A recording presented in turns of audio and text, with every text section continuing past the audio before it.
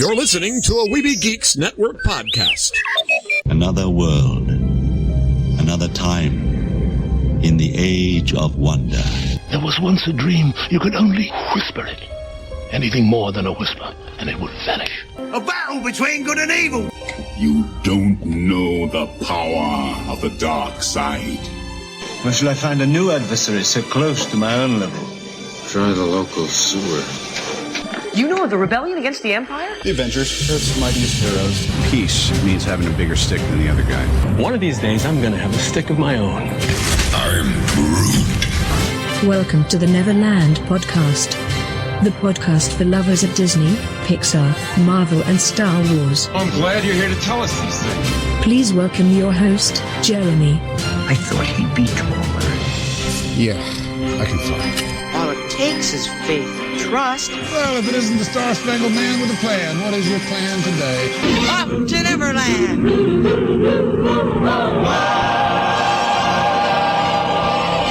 Well, take your pixie out of your pocket, sprinkle some pixie dust around, get your happiest thought, and prepare to fly to Neverland with me, your Spider-Man Jeremy, and of course, ever with me is Lost Boy Eric. Hooray! Wait, we need your intro music, don't we? We do. Get your beard going. Eric Warren. Eric Warren. There, now it's official. Hello, Neverlanders. How's it going? I am glad to be here today. How are you doing, Jeremy? Oh, it's been a very, very busy and hectic week, and I'm glad I hear that. It's another time I'm really glad to be able to get a chance to come to Neverland and just chill for a little bit. Oh, definitely. And it's really fun. We have all kinds of stuff to be able to talk about and geek out about because, my goodness, I dug up a lot of stuff this week I was excited about, and some stuff that I didn't even know was coming that I'm excited about, that I'm like, oh my gosh, I didn't know this was going to happen, and oh my goodness. So yeah, so much news, so much happening, so much going on. Yep, so much stuff that I'm not even going to preview it. Let's just get in there and do it. All right.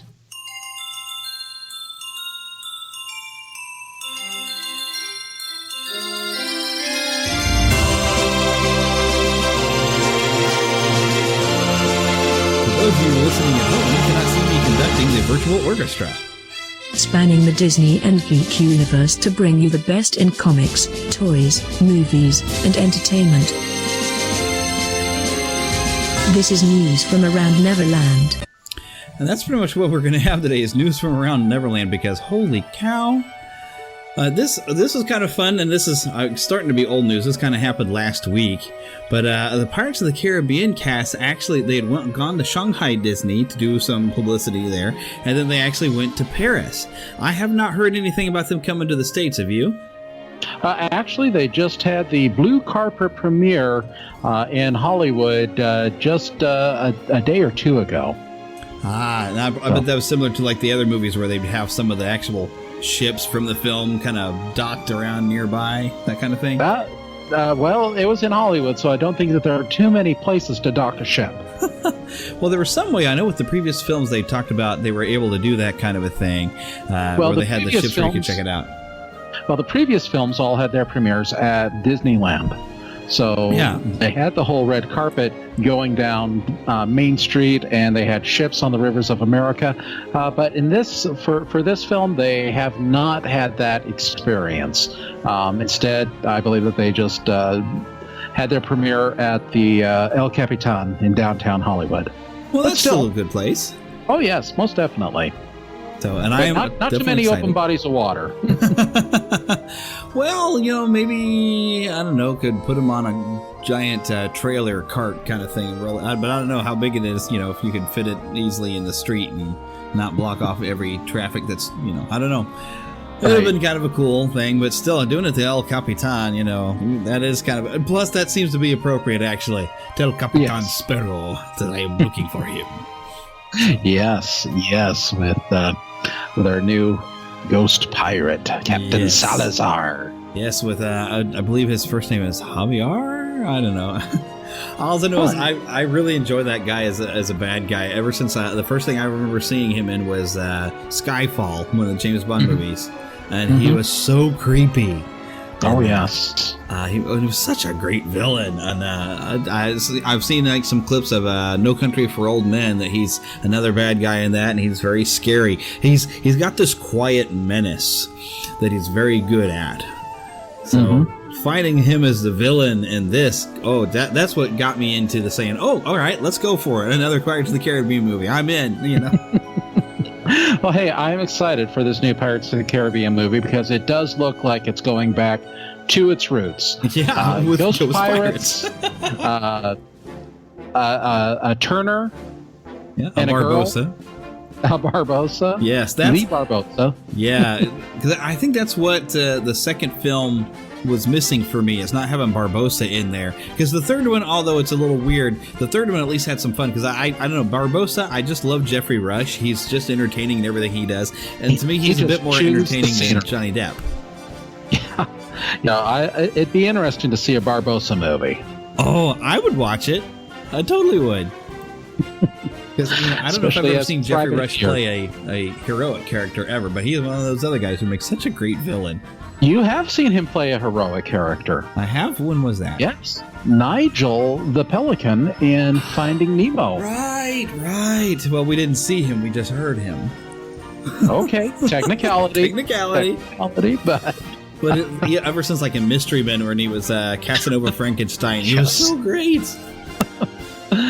The less said about Mystery Men, the better. Oh, but anyhow. I love that movie, though. It's so over the top and silly and fun. And yes, very, very much a product of its Joel Schumacher time.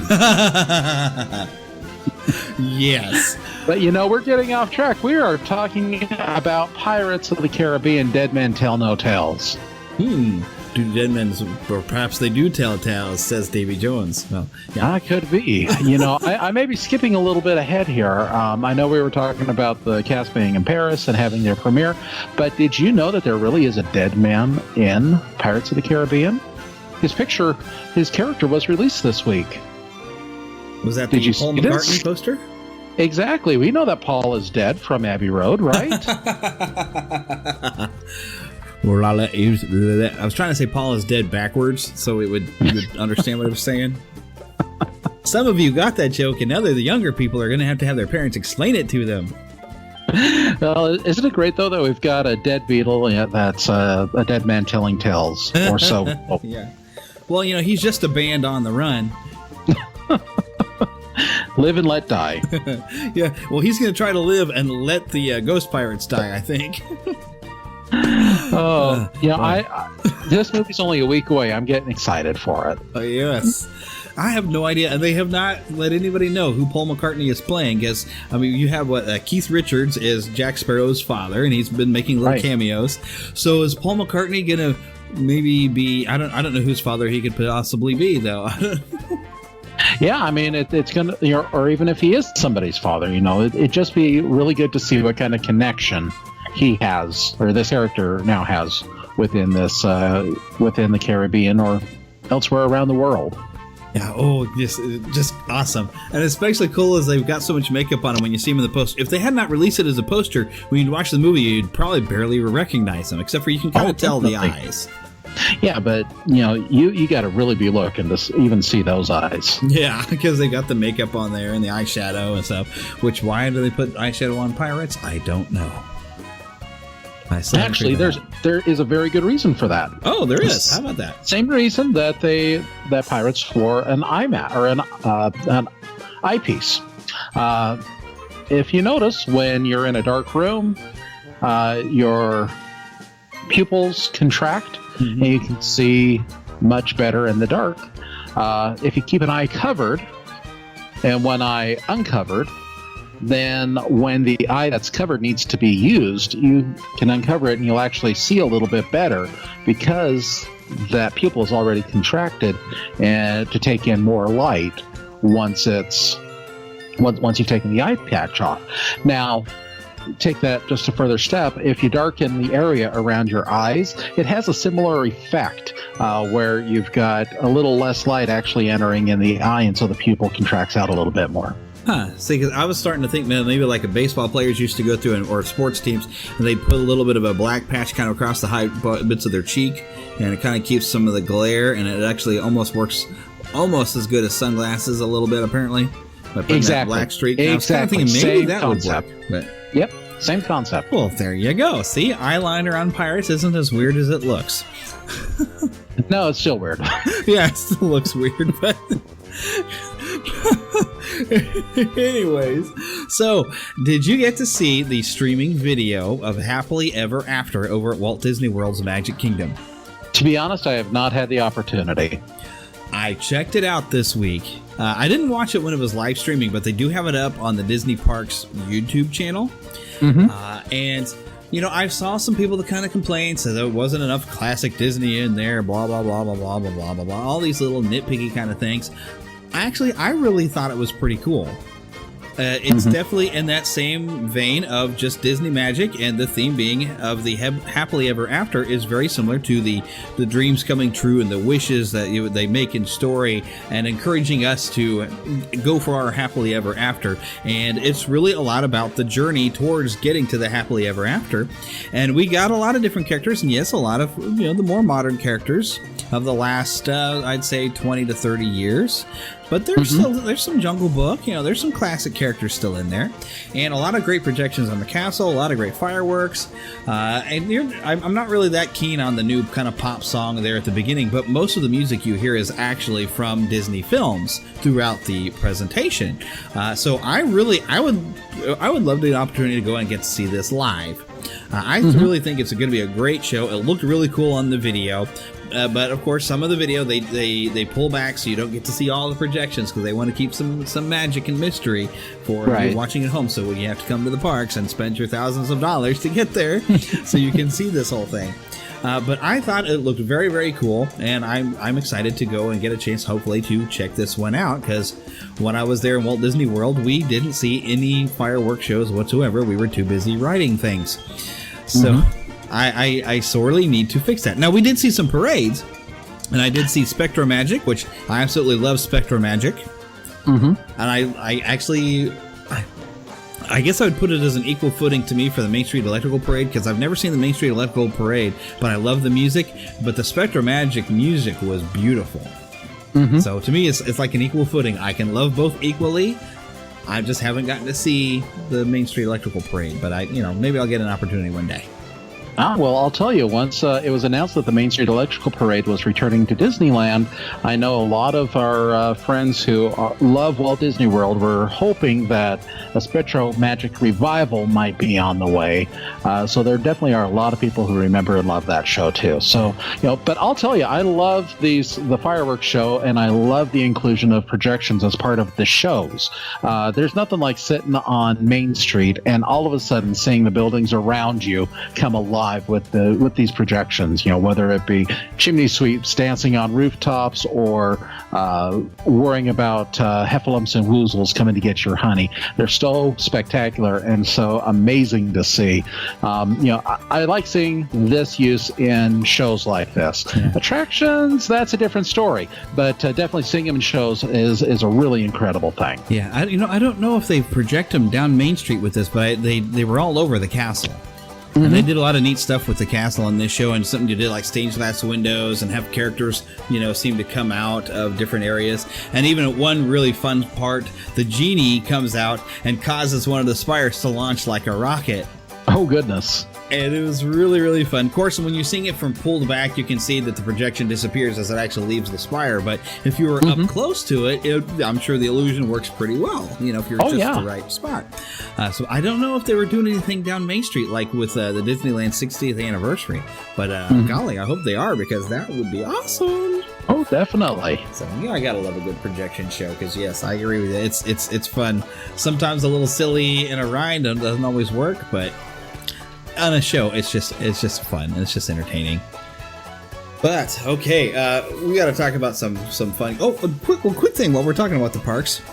Yeah, I guess Fantasmic in Disneyland has been shut down while they've been doing some of the upgrades to the river. Yeah, basically they dammed off half of the river. The kept water in the front half while they've been rerouting the track for the Columbia and the Mark Twain, as well as building the new trestle for the Disneyland Railroad to go along. And all of this was been done to make additional room for Star Wars Land on the north end of the park. I saw a brief thing that Fantasmic is getting ready to reopen. Yes, and I'm very excited for this because this is going to be a Fantasmic 2.0. It's going to be a new Fantasmic.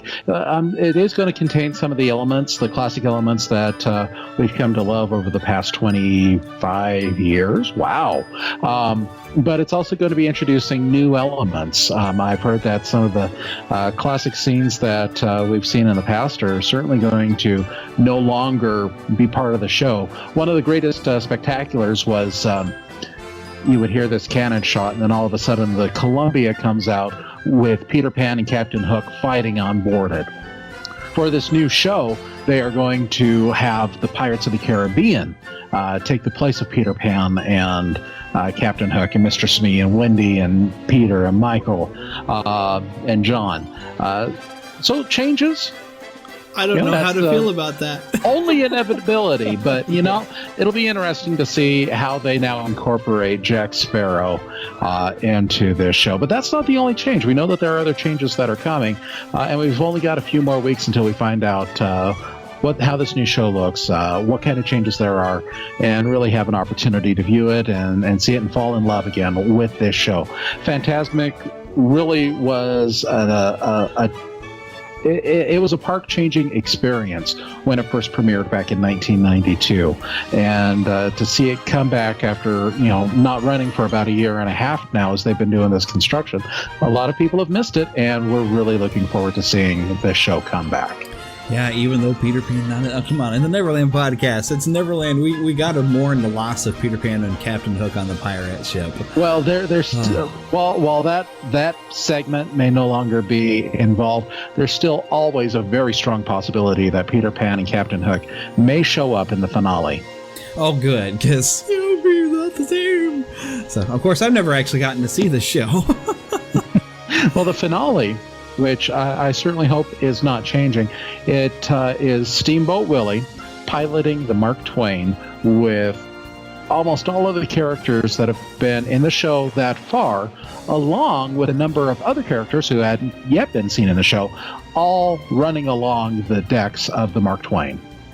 Which I've seen some video of, and that just seems to be very spectacular, very, very cool. Oh, so, very much so. I'm sure even more characters now. Hooray! Oh. We can hope. Yep. Well, hopefully when it gets around there, you'll get a chance to check it out, and you can let us know all the new changes when it reopens. I am definitely planning on it. I just need to keep an eye out for open flights and cheap hotel rooms. Yeah, because my apartment couch is not always available for... Because that's how, for when he came down for the convention, y'all, I just let him, it's like, he asked me, do you know any cheap hotels? I'm like, yeah, I have a couch. Yeah, that's the cheapest thing around. So it was more fun. We got to hang out more and got to go to Pizza Ranch, and we had fun. So oh yeah, we'll have to do that some more often because it's like we're states away, but it was a good old time. Anyways, so did you ever get to play the Lego Marvel Superheroes game? I have not played any of the Lego Marvel related games, but I've played 2 of the Lego Batman games. I've played all of the Lego Star Wars games, and I've played the Lego Indiana Jones games. Yeah, that's kind of where I'm at too. I love all of those games. And it's not just because the gameplay is easy, but you can tell that the developers have a lot of fun putting these games together, coming up with unique and humorous situations, and really they have fun with it. And I have played a demo of the very first Lego Marvel game, which was fun and interesting, but again, I haven't been able to play through them fully. In fact, I was just thinking this week, I saw both of the games available for $20 a piece, both Lego Marvel and Lego Avengers, and I'm really seriously considering getting them here within a few weeks once I'm not all bogged down with moving houses. Yeah. I'm, trying to make sure I have to have the expendable cash to be able to throw at things, Yes. which I don't. But Lego Marvel Superheroes 2 has been announced, and this is going to be kind of neat. This is more of a world-spanning or universe-spanning type of game. We're going to have stuff like the Guardians of the Galaxy getting to throw in there. We're going to get to see the current Thor, which is Jane Foster, in there. Spider-Man 2099.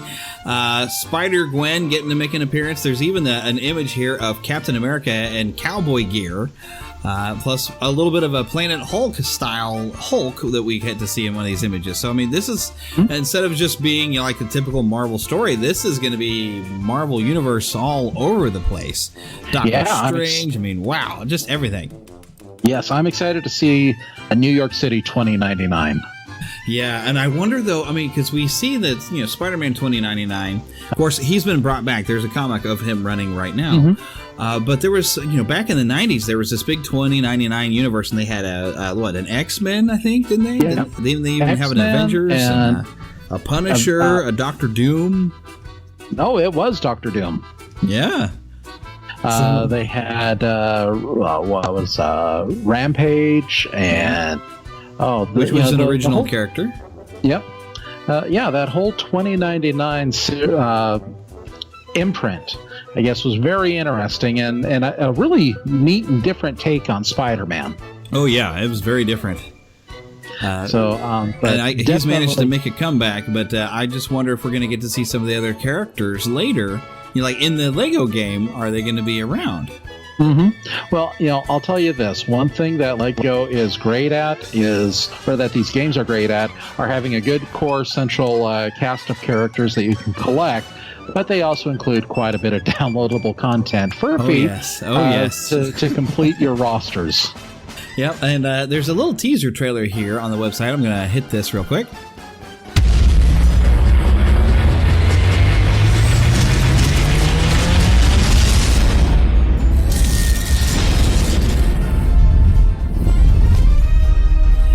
There will be a full-length trailer on May 23rd, so keep an eye out, because that was just briefly what you couldn't see while we were hearing that. It was Groot kind of doing his slow lumbering walk, running away from something, and then Doctor Strange coming in and doing some stuff. So it really didn't do much more than announce the thing, I guess. And I wasn't even sure if that's baby Groot or full-size Groot. Or teenage Groot. I'm going to hope for a full-size Groot, because this is not... Well, then again, they do try to borrow from the cinematic universe to kind of help bring in some of the new Marvel fans. So, maybe they'll have a baby Groot playable character. And then, Could be. I'm thinking, though, for Groot, because he's kind of large, you might need to do like a special... I don't know if you can do him as a minifig. You might have to do him as some sort of other kind of Lego figure. Yeah. Makes me wonder. Let's see, that's something, just another reason to get the game so I can check it out and find out. Exactly. Okay, so some other things. All right, have you been keeping up with Agents of S.H.I.E.L.D. this season? I have not. My DVR is filled with season 4, though. Hopefully, just it's a matter of finding the time to watch. The last episode I saw was actually the end of season 3, where we find out the ultimate fate of Ward. And so I'm looking forward to seeing season 4, but I hear that we've already got a renewal for season 5. Yes, because season 4 was epic. And I know there are some naysayers with Ghost Rider, because we have a more modern type of Ghost Rider, and it's not Johnny Blaze, and I saw some people say, well, why'd they go with the boring Ghost Rider? And he's not really a rider, he's more of a driver. He's got this really cool old Dodge Charger, a pretty cool car.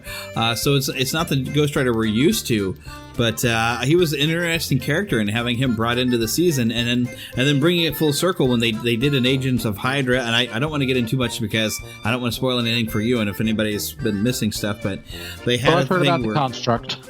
The Construct, where there was an alternate universe where Hydra was in control from a life model decoy that could was trying to give herself flesh and powers and stuff in the real world, and so it created this false world where Hydra was in control. But Ghost Rider did come back at the end to help deal with the problem. But it was such a good season. It was probably the best season they've ever had, that I'm not surprised to hear that we will be getting a season 5. And at the end of the season finale, we got a little taste with basically just a logo and little bits of dialogue that the Inhumans is coming next fall. Which I've seen images, and I don't know if they're legitimate. That shows Black Bolt and Medusa and some other characters, Crystal. I don't know if that's actually the cast, or if somebody's just kind of mixed together as a cosplay thing just to say, oh, it could end up looking like this. I am not sure. They're being really hush-hush. Also, know it's coming. I am just looking forward to seeing Lockjaw. Oh, that would be awesome. Well, he'd be an expensive effect to do every week, though. But still, you would want to see him, and yeah, that would be awesome. But he'd be a completely computer-generated character, unless they did some, work with Jim Henson's Creature Shop and found a way to bring him to more of an animatronic life that was believable. That would actually be pretty cool. Mm-hmm. So definitely some good, some good things coming to TV from the Marvel universe, Marvel Cinematic Universe, that is. And we do know Kevin Feige has also said this week that they are going to start tying their television series more closely to the movies. Awesome. Which, the Guardians of the Galaxy exists so far outside of what we're used to that we haven't gotten any good tie-ins yet with any Guardians type of thing, but I'm hoping, because I don't want to spoil anything, but there was a hint at the end of the episode that the agents of S.H.I.E.L.D. are going to find themselves in space. Yeah. So I'm kind of hoping maybe we'll be a little bit tied in a little bit to maybe the Guardians area, and we're going to find some things kind of happening. I don't know, but something's up for season 5. It's going to be intense. We're going to space. I would like to, I don't know if Fox still has the rights for Silver Surfer, but it'd be awesome if they got so far in to get Silver Surfer in somehow. I seriously doubt you can get any Fantastic Four away from Fox to be able to reboot them within the television area, but yeah. Well, it's hard to say because they worked with Fox to get The Watcher. Well, yeah, because I guess The Watcher is generally kind of tied in with Fantastic Four, although they had not used The Watcher at any point over at Fox, so that might give them that leeway. So it's interesting. Fox and Marvel have been, trying to play a little nice. I know that Fox gave up some rights in order to work on their own new series. I know we saw Legion come out a little earlier this year. Yes, we really couldn't talk about it on this podcast because it was not family friendly in any shape or form. It was entertaining. I did watch it. But we do know that there is more Fox Marvel coming to TV very soon. Yes, indeed. The New Mutants are coming, which I knew nothing about until I saw some casting news. And, recently, it has been confirmed that both Anya Taylor-Joy, who has been in Split and The Witch, and Maisie Williams, who's been on Game of Thrones and had a very interesting turn on last season of Doctor Who, are officially set to join the cast. Respectively, they'll be playing the parts of Magic, Ilyana Rasputin, Peter Rasputin, Colossus's little sister, and Wolfsbane. Which should be pretty awesome. That does get me excited. Of course, I'm curious how they do the makeup effects really for Wolfsbane, because if you don't do it right, it could look a little silly, But I think they could do pretty good with furring her up a little bit. Well, and Wolfsbane wasn't exactly the most eye-catching character when New Mutants first came out in '82. So. But it's definitely interesting to see and to learn of these roles. Now, we do know that Cannonball is also going to be a part of this cast as well. I think the person that they cast, however, has fallen through, but I know that they're definitely keeping the Guthrie family involved in here some way. But still, we're looking to come out April 13th of 2018. Yeah, so it's a long ways off. Oh, yeah. And we've got Comic-Con coming up here in another month and a half. I'm sure there's definitely going to be some news coming out around that time. Yeah, I'm sure we'll get a lot more information. And I've recently found out, I've been hearing something about a series called The Gifted, which that turns out to be more mutants, which I did not realize until good old Lost Boy Rick was posting some stuff about it. And I was like, oh my goodness, here's more mutants on TV. Yes, and there's so I don't know too many details about that because, again, it hasn't been very out and out X-Men related. Yeah, but yeah, it'll definitely be interesting to see what direction that show takes. Sort of like Legion, Legion's felt like it was supposed to be before the X-Men. It felt prequel-y a little bit. Because it felt like it was set in the 70s, and yet it was kind of also had some high-tech stuff, so I can't tell where they're placing that, but they don't even mention Charles Xavier or anything, and none of the mutants that you're going to see in there are ones you're familiar with from the X-Men film universe. So, but they do, of course, have to talk about mutants and stuff like that. But DC's not slouching, though. Oh, no. Black Lightning, which I'm really only familiar with Super Friends.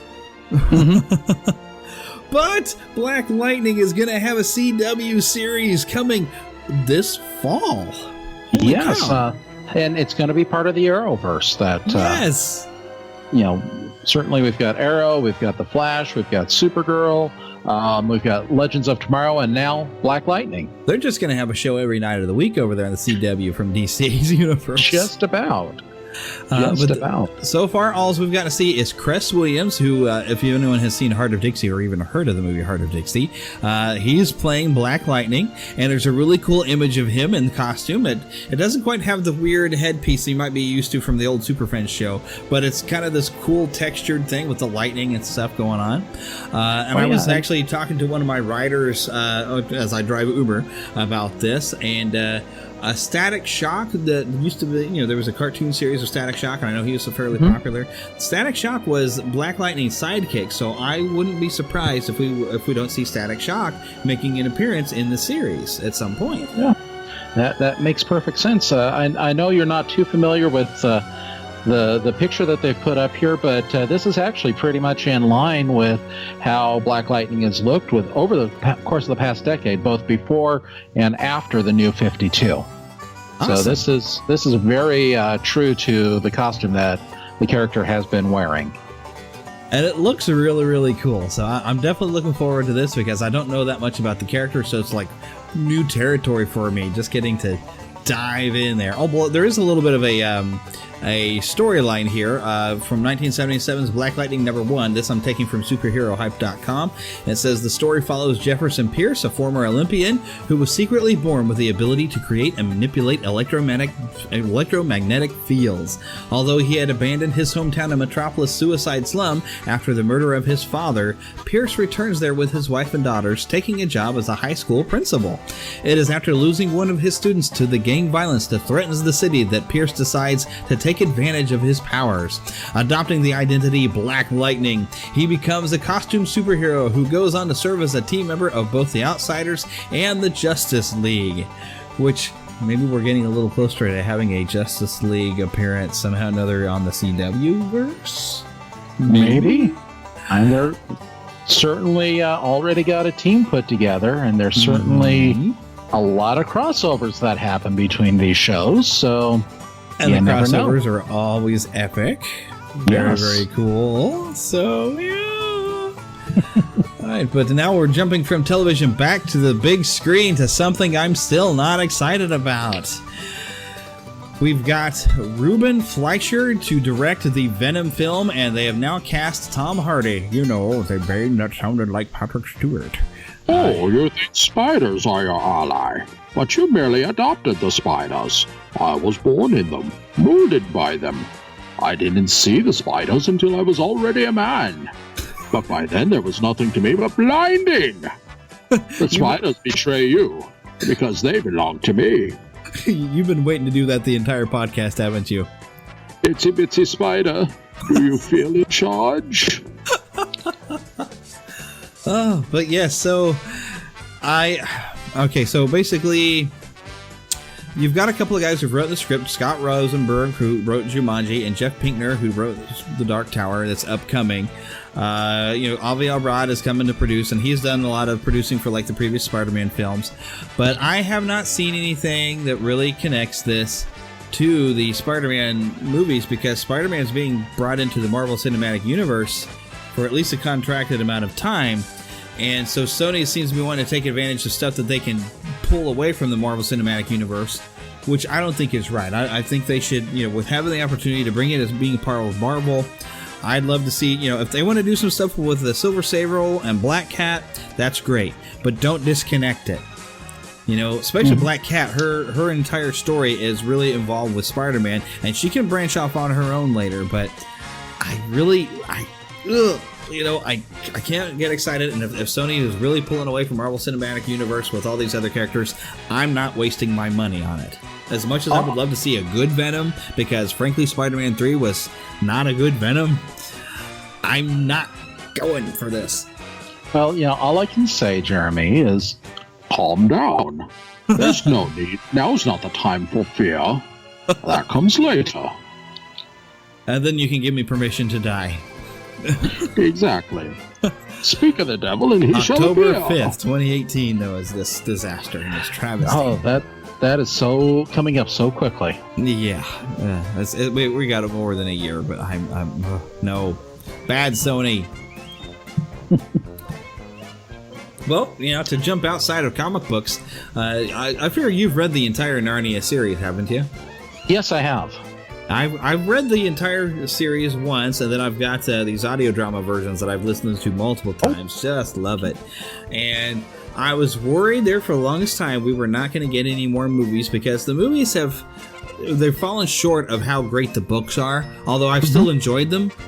Prince Caspian not as much, but I've still enjoyed these Narnia films.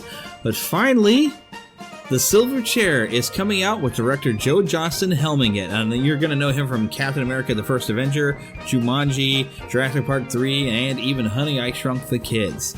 You forgot a lot one. of bright, colorful type of things, action, fun. I think this is a good choice for The Silver Chair. Looks good, but you forgot one of his films. Which one? The Rocketeer. Oh, indeed. Which Yes. some people didn't enjoy. I don't know why. I think it's a fabulous movie. I think it's a lot of fun. I think it's a very good sign to have Joe Johnston helming this film. Here we've got a guy who has been involved with Lucasfilm and ILM from the very beginning. He understands and he knows how to make effects work. You can look at any of those movies that we've named. And while Jurassic Park 3 has its issues, Alan! Talking raptors? Yes. You can't deny that the effects are pretty spectacular. Yeah.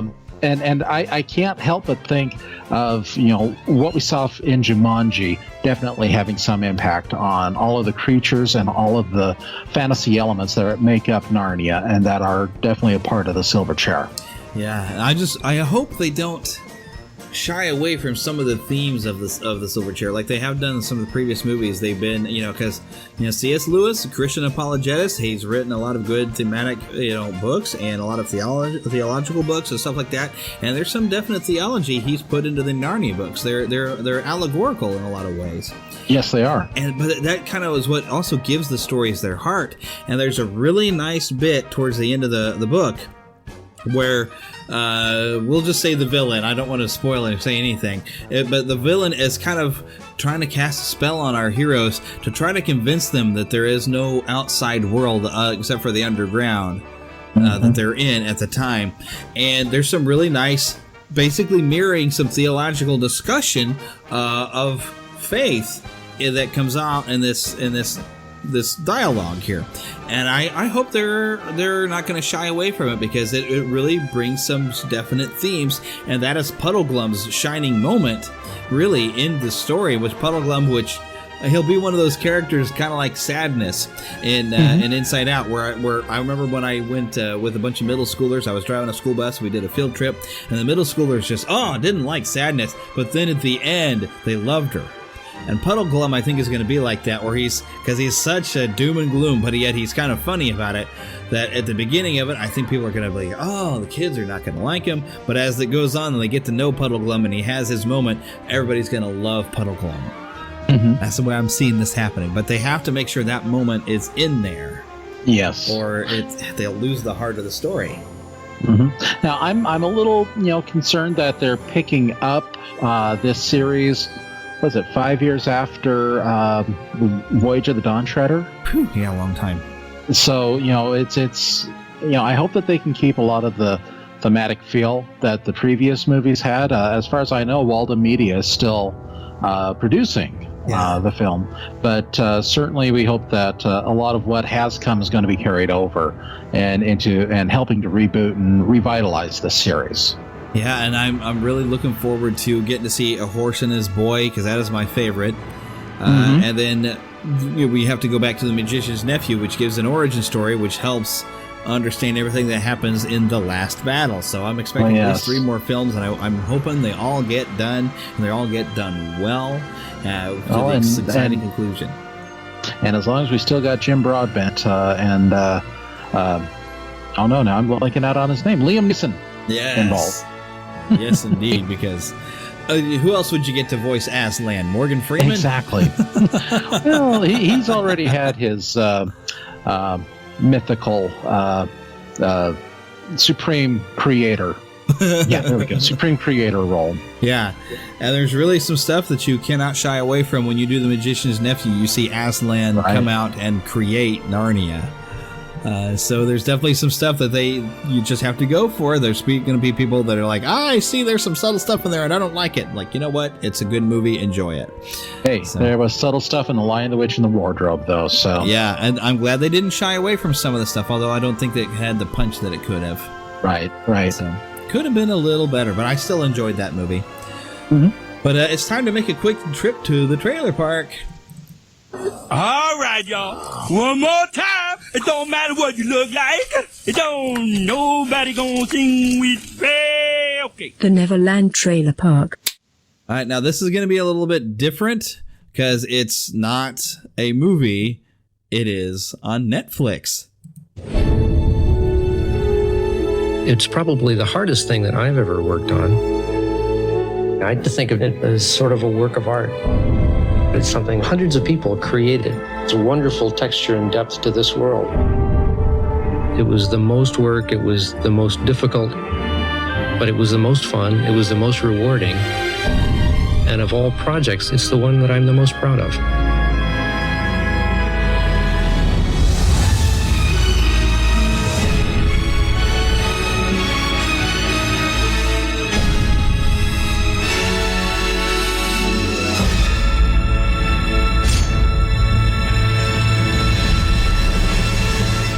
Now, for some of you, you heard that music and you heard Jim Henson's voice and you said, oh my gosh, the Dark Crystal. What I said was, exactly. I hate your whimper. Yes, indeed. Dark Crystal, Age of Resistance, a prequel series, 10 episodes. Coming, I don't know when, but not soon enough. Oh, definitely. We know that it's going to return back to the planet of Thra, and it's going to involve the Gelflings living alongside the Skeksis. Now, until the rebellion begins. Exactly. It's going to have 3 Gelflings who discover the horrifying secret behind the Skeksis' power, and that's what sets off the rebellion. Yeah, which I really have to wonder, because it's 10 episodes. Is this going to be the beginning of an ongoing series? We can hope. Or is this mainly going to be a just simple story that it only takes 7 episodes to tell? That maybe if it goes really well, maybe they get a chance to do The Power of the Dark Crystal, which was supposed to be the sequel to the film, which has actually been released now in a comic book form as I guess a monthly ongoing series of I think like 10 issues. which I'm missing most of them. I got the second issue. I'm hoping to see that turn into some sort of a series on Netflix as well. Oh, yeah. But see, if we only get those 10 episodes, I have a feeling it's not going to go well for the Gelflings by the end. Mm-hmm. Well, we know that it's definitely not going to go well for them. I'm hoping, though, that we'll get to see Agra. Yes. In here, because we know that she is extremely long-lived. Oh, yeah. And maybe we'll find out what happened to her other eye. Yeah, definitely. And it's got some good people behind the scenes working on it. The director of all of these episodes is going to be Louis Leterrier, who did the Edward Norton Incredible Hulk movie. Which was very good. Yes. I really enjoyed it. I don't know why we've not gotten that sequel. I don't know what's happening between Universal and Marvel Studios. It's complicated, but... Yeah. But he has been part of the story group behind the Marvel Cinematic Universe with Kevin Feige. Mm-hmm. So certainly, he's got a good, solid standing behind him. I'm not going to mention Clash of the Titans, though. Well, the first one wasn't bad. I feel like I should quote the Techno Retro Dads for anyone who listens to their podcast. Like, well, it's not that bad.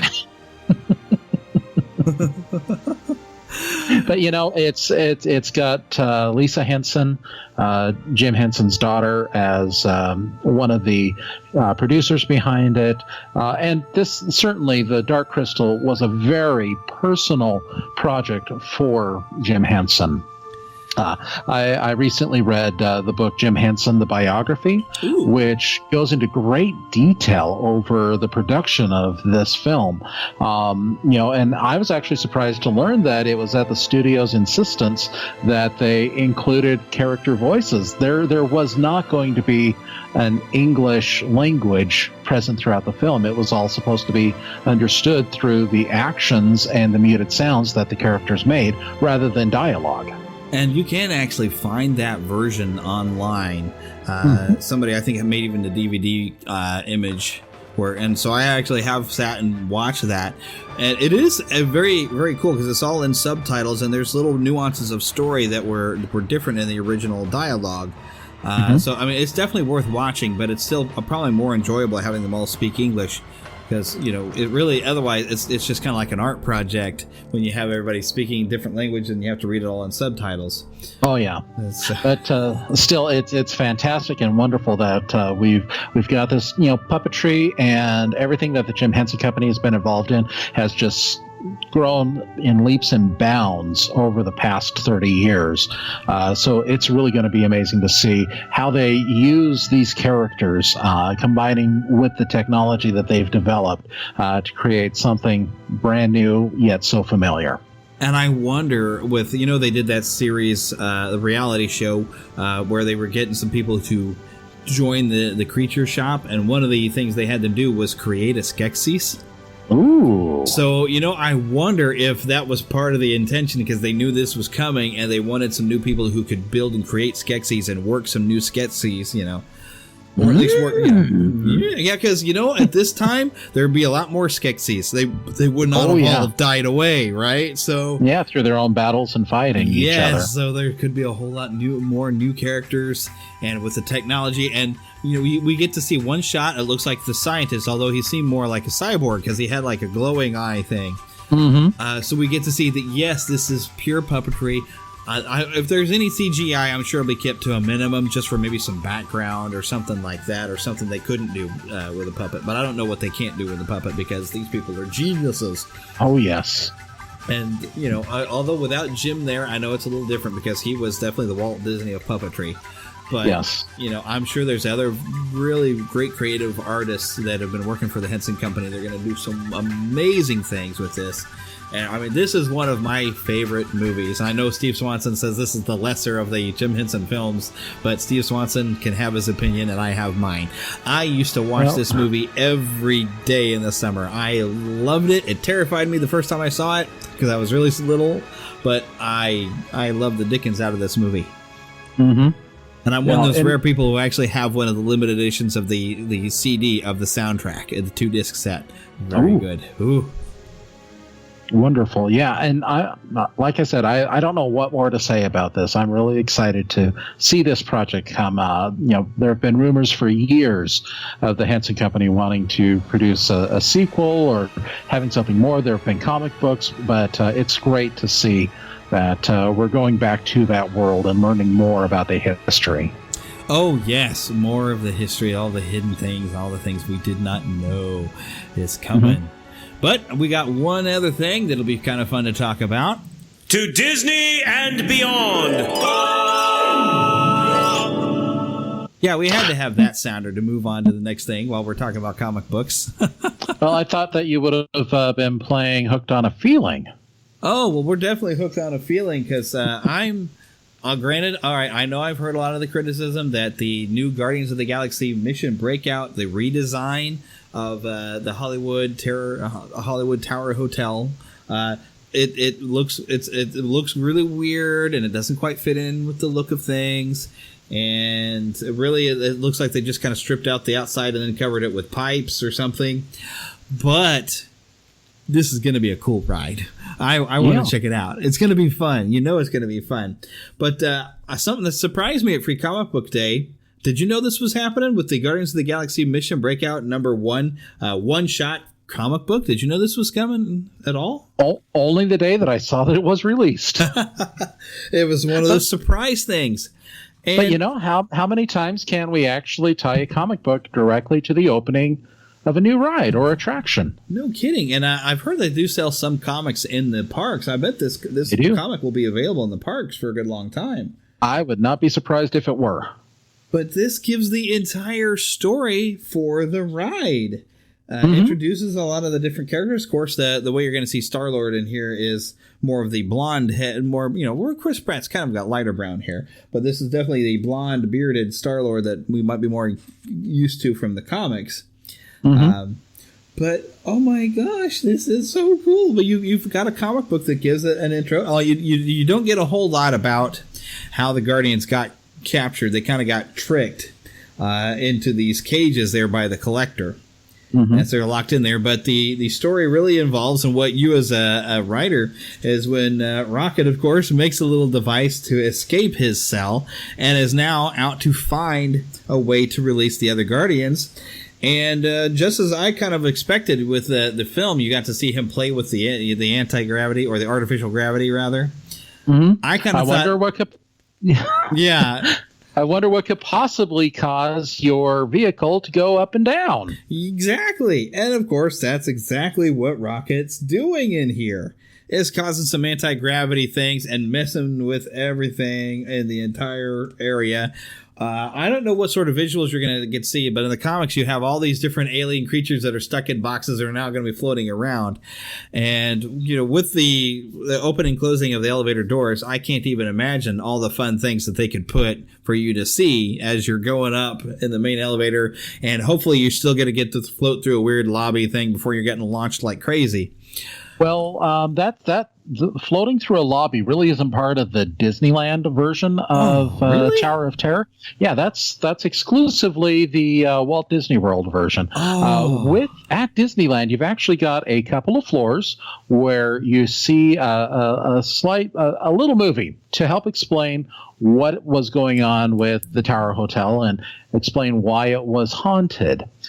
So I imagine that on the ride where those two areas occur, we're definitely going to be seeing those creatures and the other Guardians and get a little bit more of the story as to why everything is suddenly going crazy.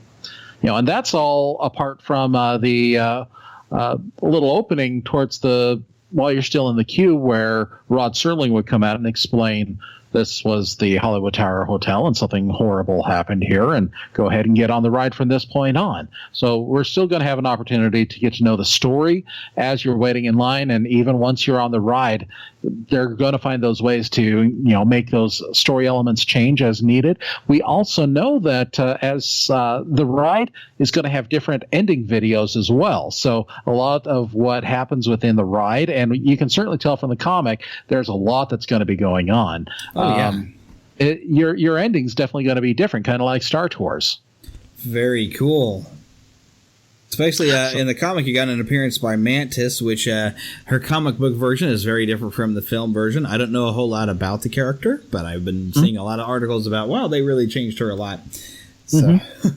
But, at the end of the day, I hate to see something leave Disneyland. I hate to see something that people love and has been a part of the park. And in this case, the Tower Hotel really tied into the whole Hollywoodland theme that was reestablished with Buena Vista Street coming to the park a few years ago. But Walt was never one to sit on his laurels, and if he felt that he had a better idea for a ride, he would rip that thing out and put in something new, bigger, and better.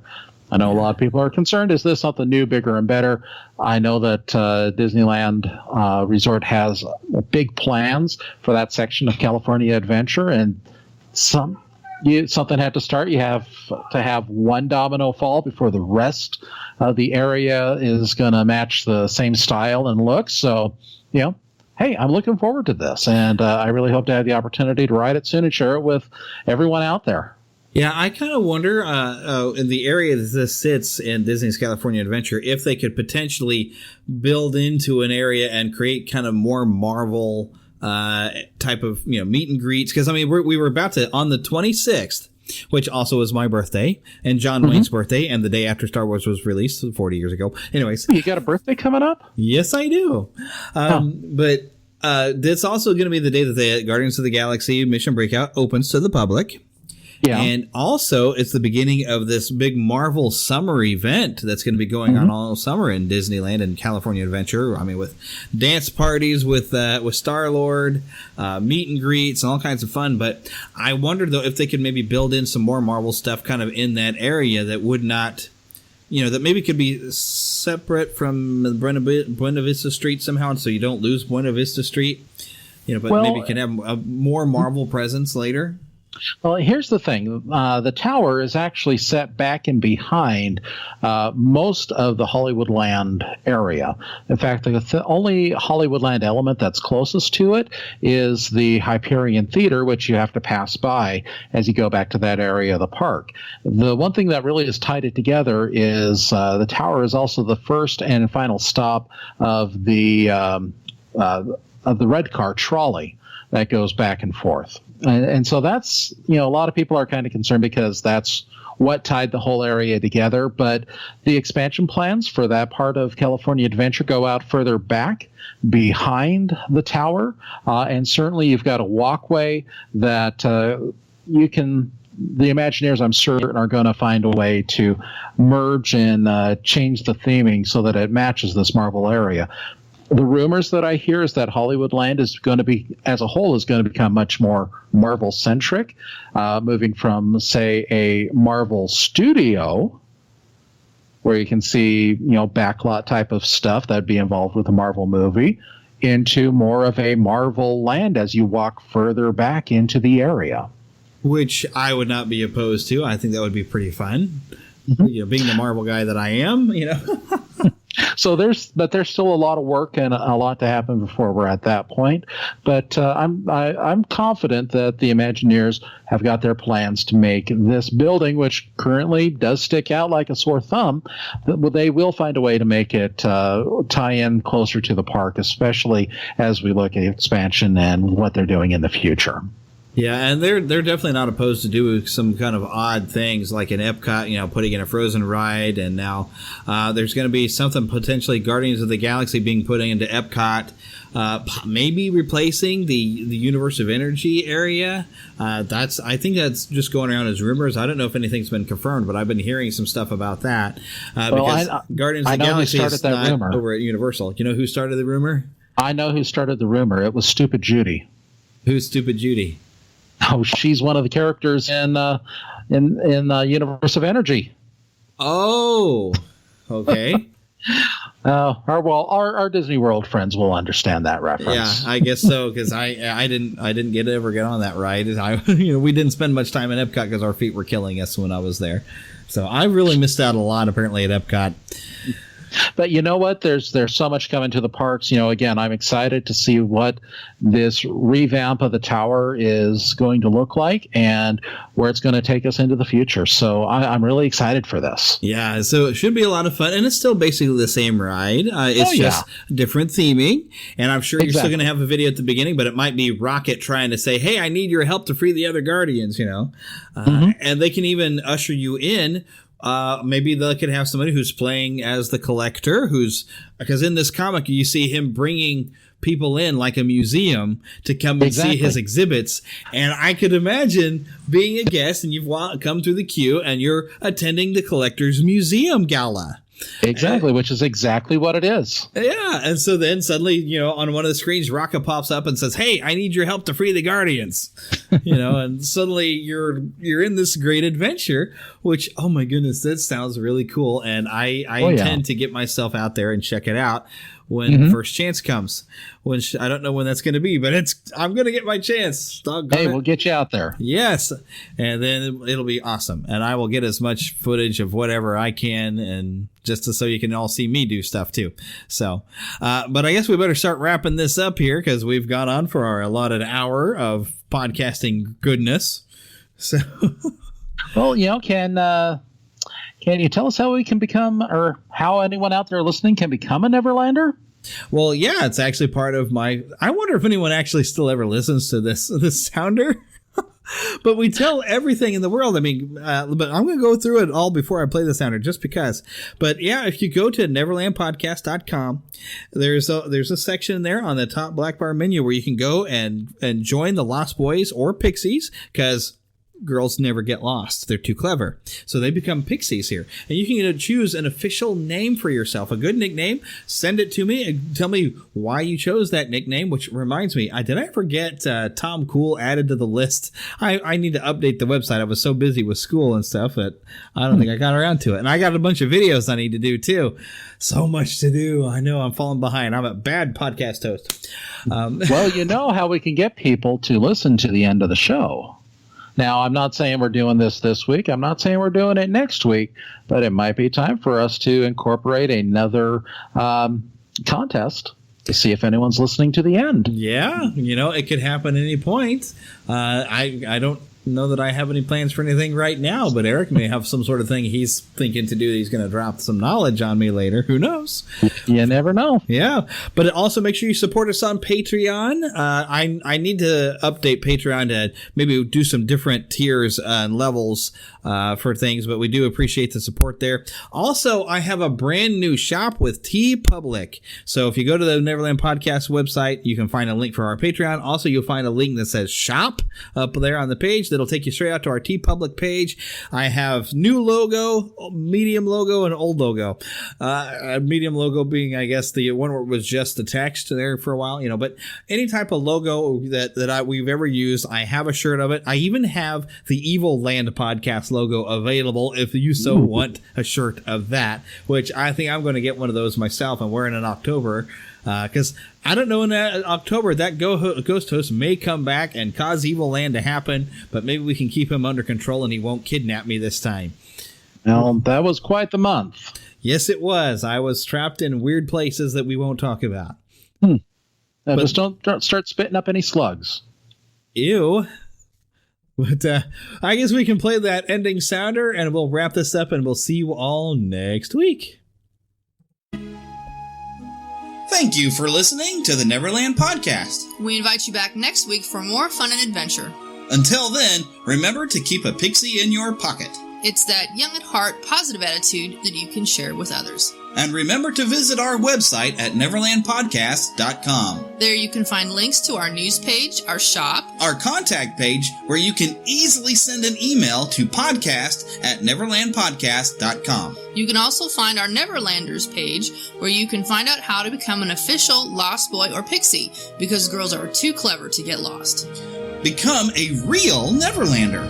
Please feel free to leave us a voicemail at 816-226-6492. And be sure to follow us on Twitter at NeverlandPcast. And like our Neverland Podcast fan page on Facebook.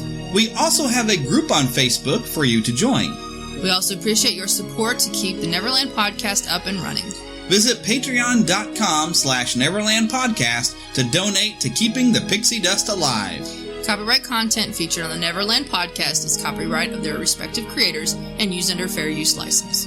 All original content is copyright of Blue Band Productions, and a very special thanks to Yeehaw Bob Jackson at yeehawbob.com for our new ending music. God bless. Hello, everybody. This is Yeehaw Bob Jackson. Neverland Podcast, we love you. Neverland Podcast, we love you. Neverland Podcast, it's true. Neverland Podcast, we love you. Yeah! And you know what we've learned by watching Marvel movies? What's that? Stay till the end of the credits. Because Ferris Bueller may actually come out. You're still here? The podcast is over. Go home.